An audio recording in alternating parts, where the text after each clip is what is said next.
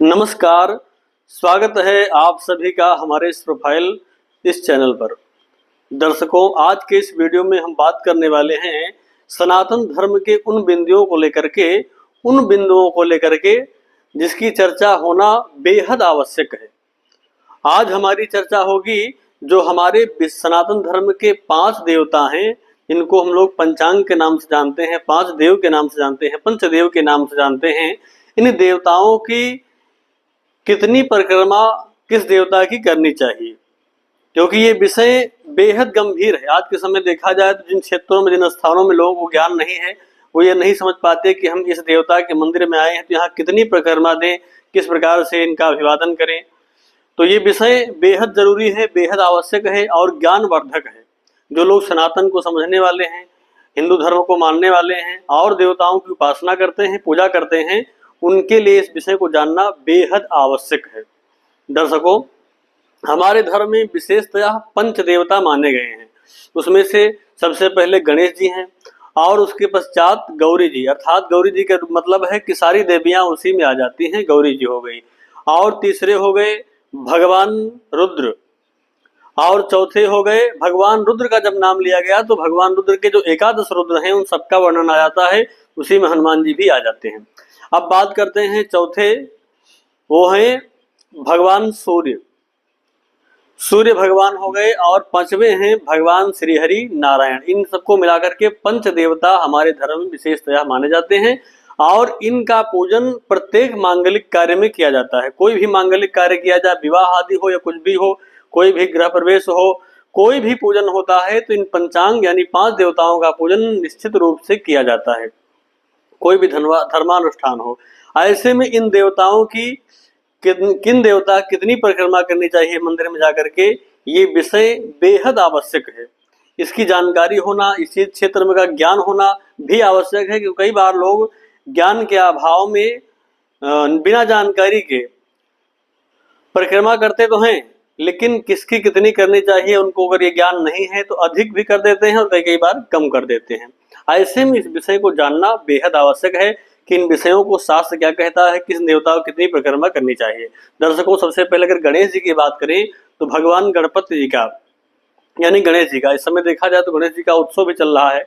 ऐसे में गणेश जी की जो परिक्रमा है 3 बार भगवान गणपति जी की परिक्रमा किया जाता है। यानी गणेश जी के मंदिर में अगर आप जाएं 3 बार परिक्रमा करके प्रणाम करके आप आ सकते हैं।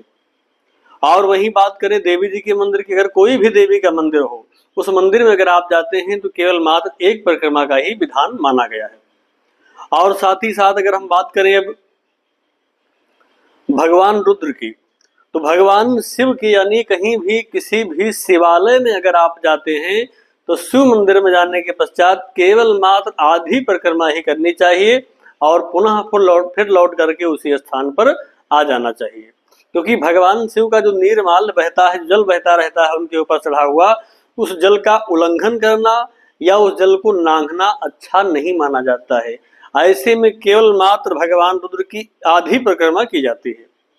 वहीं पर भगवान सूर्य की 7 परिक्रमाएं दी जाती हैं। भगवान सूर्य का मंदिर हो कहीं भी तो वहां पर अगर आप परिक्रमा कर रहे हैं तो 7 बार परिक्रमा करनी चाहिए, ये शास्त्र का विधान है। और साथ ही साथ अगर किसी भी आप वैष्णव मंदिर, भगवान राम, भगवान श्याम या भगवान श्री हरि नारायण के मंदिर में जाते हैं तो वहां पर 4 बार परिक्रमा करनी चाहिए, क्योंकि ये सब भगवान श्री हरि नारायण के अवतार हैं। ऐसे में 4 बार परिक्रमा का विधान है, क्योंकि भगवान श्री हरि विष्णु 4 प्रकार के फल देने वाले हैं, धर्म, अर्थ, काम और मोक्ष। इन चारों गुणों को, चारों प्रकार के जो चीजें हैं उनको प्रदान करने वाले हैं। ऐसे में भगवान श्री हरि, भगवान नारायण की 4 परिक्रमा देनी चाहिए। किसी भी आप वैष्णव मंदिर में जाते हैं, चाहे राम जी का हो, श्याम जी का हो या भगवान नारायण का हो या भगवान नारायण के किसी भी अवतार का अगर मंदिर है तो वहां पर 4 बार परिक्रमा लगानी चाहिए। ये है परिक्रमा का विधान। दर्शकों, इसके अभाव में कई बार ऐसा देखा जाता है ग्रामीण क्षेत्र या शहरों के क्षेत्र में महिलाएं या फिर पुरुष जाते हैं दर्शन करने और उसके अभाव में वो कई बार परिक्रमा लगा करके आ जाते हैं, क्योंकि अनजाने में, बिना जानकारी के कारण। ऐसे में शास्त्र सम्मत और जानकारी के साथ अगर ये कार्य किया जाए, इस प्रकार से पूजन किया जाए, इनकी परिक्रमा की जाए तो वो हर प्रकार से लाभकारी, कल्याणकारी रहता है। दर्शकों, हमारे इस प्रोफाइल, हमारे इस चैनल पर आपको भारतीय वैदिक ज्योतिष, साथ ही साथ पौराणिक, धार्मिक और भक्ति में कई प्रकार के वीडियो प्राप्त होंगे जो हर प्रकार से ज्ञानवर्धक और आपके कार्य के क्षेत्र में आपके लिए उपयोगी रहेंगे। ऐसे अगर आप हमारे इस चैनल पर नए हैं तो चैनल को सब्सक्राइब जरूर कर लीजिए। अगर आपको पसंद आए तो इस वीडियो को शेयर भी जरूर करिए। आज के लिए बस इतना ही। पुनः मिलेंगे नए वीडियो, नई जानकारी के साथ। तब तक के लिए आप सभी को नमस्कार।